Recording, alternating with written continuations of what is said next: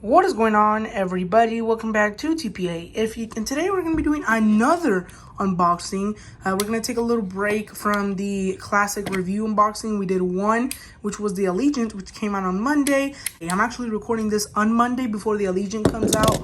It is actually here currently 3:20 on the Monday, of course, Monday the 3rd. It's currently 3:20 here. So that video from the Allegiant still hasn't come public yet. I was actually supposed to receive this model on, I believe it was, I was supposed to receive this model on Tuesday, tomorrow, but I actually got it in today, Monday, so it makes it perfect for the video schedule. So with that, we're gonna don't forget to like the video, subscribe to the channel, and turn on the post notification bell so you never miss out on any new content to come. So yeah, we're just gonna be doing a simple and easy review on this model that shouldn't be hard whatsoever. Should actually be pretty quick here for us. So yeah, without further ado or say, this was bought from the Midwest Model Store. Very nice company. I used Red River Aviation's discount code. It was really nice. I was only able to get my hands on this one. I do have a couple more that I want to get, but I didn't have the money to make the full order. But this one that I really had a priority on, one that I didn't want to miss. So with that, let's just get into this box, and then we'll be right back and get into more details. Alrighty, so we've made opening in the box. One thing that I do want to say is I made this order on September 30th, 2022, and I got it on October 3rd, which is honestly not bad whatsoever. It's honestly pretty good shipping. It only took 3 days, not counting Sunday, because Sunday doesn't really, USPS doesn't deliver, so I guess it only took 2 days. Oops, let's see, let's put this right back. Just took the first bit off. I'm gonna take this first piece off, and then here we have the Mesa Airlines CRJ-900. Pull out the other piece of cardboard, and then, or not cardboard, but like that one paper. Let me pull this out. Alrighty, and there we have the Mesa Bombardier or Mitsubishi CRJ-900 in the house livery. What a nice model to get into. So let's go ahead and do that. Alrighty, so we're gonna get started with this beautiful model. Starting off with the box, we have the top left corner, we have the Gemini Jets logo, made for collectors by collectors, CGI image, Bombardier CRJ-900, Mesa Airlines logo, 1/400 scale diecast model aircraft. Moving to the side, we have this CGI image on the side as well. Then we have the top, then we have the other side, bottom, and then in the back we have the 2022 Gemini Jets Las Vegas, Nevada release. And then we do have the aircraft on a really steep climb. Yeah, so that's looking really, really cool. The box, for somehow, it has like a damage.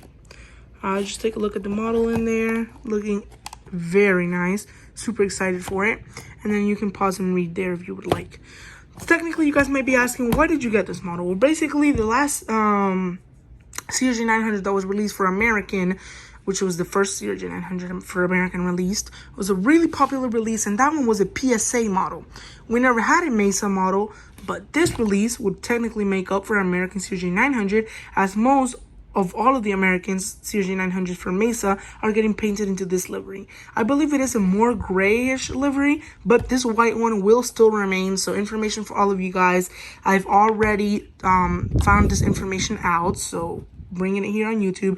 The Mesa CRJ-900s that had been painted white will remain white. So November 942 LR, November 939 Lima Romeo, all of those models, November 943 Lima Romeo, all of those CRJ-900s that had been painted into the white Mesa livery will remain, because those are the true Mesa house livery aircraft. The ones with the gray and black tail, so the gray fuselage from the American colors and the black Mesa tail, those are not the originals. Those are planes that have been painted because American Airlines didn't continue paying to have their livery, put into these Mesa planes. So it's only really operating under the Mesa brand for American Eagle. So I hope you guys do know that.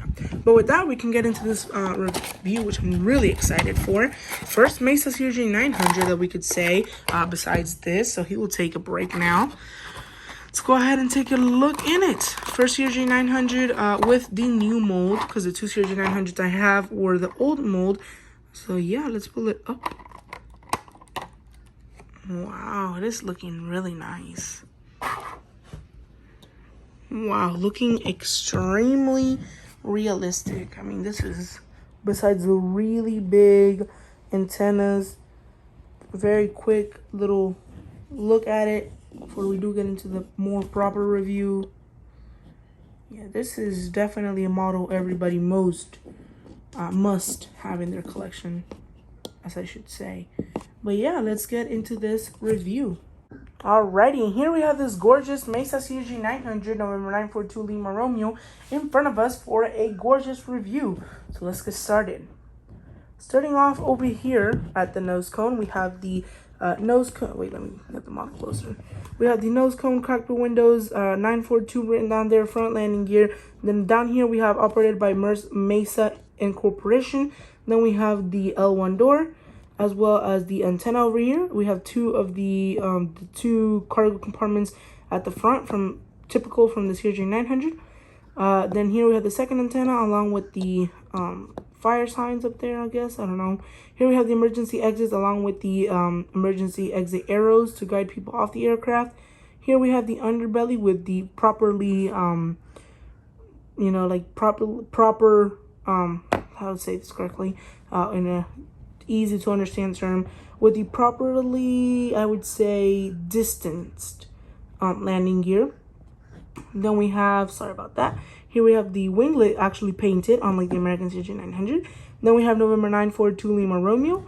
Then down here we have the third cargo compartment on the back from all CRJs, along with the caution hot sign there. Along with that, we also do have the tail strike preventer, I guess. I don't know what that's called, so I'll just call it tail strike preventer. So yeah, it prevents tail strikes. And then right here we have the Mesa, or it doesn't prevent tail strikes. It prevents the aircraft body from being physically damaged from the strike. These little things get damaged, but not the aircraft. So they do it because this aircraft is so long, yet so, you know, so like low to the ground that when it's taking off, as you can see, in order to get a good climb right there from the runway, you know, they have to have something to stop it from hitting the ground, because it is a very long yet short, you know, like very long yet short, sorry about that, low to the ground. So the CRJ-1000, it's even worse because it's even longer, yet, you know, it's kind of harder to rotate. On CRJ-200, you don't have that because it's easy to rotate without hurting your aircraft. And on the CRJ-700, it's also fine. CRJ-900s and 1000s have that, so, you know, the aircraft doesn't get hurt. So that's how to notice a difference between the CRJ, the smaller CRJ family to the bigger CRJ family. So that's a quick lesson there. Mesa tail right there, looking really nice, along with the APU and some other details. Then on the other side, we have once again the cockpit windows. Oops. We have the nose cone, the cockpit windows, the L1, not L1 door, sorry, 942 front landing gear, operated by Mesa Incorporation. Then we have the R2 door, which is smaller on the CRJs. Then we have the other side, we have the two antennas once again. No cargo compartments on this side. The emergency exit doors along with the emergency exit evacuation signs. Main landing gear, November 942 Lima Romeo once again. Then we have the beautiful engines and the beautiful Mesa Airlines tail. As you can see that right there, looking very, very nice. Now this aircraft is mostly a Euro white. As you can see, this is a Euro white. It's basically just a white plane with a black tail, which is really, really just normal, I guess. So this is not really nothing to it, really. So this is a model that Gemini Jets could have done a while ago, because it's literally just painting the tail black and adding a logo to it. Like, it's as simple as that. But yeah, let's take a look at the underbelly. Yeah, like I said, the underbelly is just a white, completely white CRJ-200 with a stand hole right there. So it is all looking really nice. That black thing on my hand is from the chair, which somehow it is just the paint is coming off. But yeah, that's pretty much it. And with that, you guys might be wondering, because when I was opening the box, you saw this guy. Here's the custom Mesa CRJ-900 that I did. This is November 939 LR. This is November 942 LR. And then we have the completely gray one that I have, which I will be adding the Mesa tail, which is another custom. That one is November 944 LR. I'm not sure which one that is, but I would have to look into that one. But they're all 3 different Mesa registrations. So we could definitely now start looking at doing a Dallas-Fort Worth airport update. Now I'm just messing with you guys. But yeah, I mean, we could definitely start looking at making an airport update, which we can include a big variety of American CRJ-900s, of course. But yeah, just point that out. Something I wanted to point out that is a big thing that I wanted to point out. Look at the difference in the winglets. I'm not saying that this is completely wrong. I'm just going to call this out.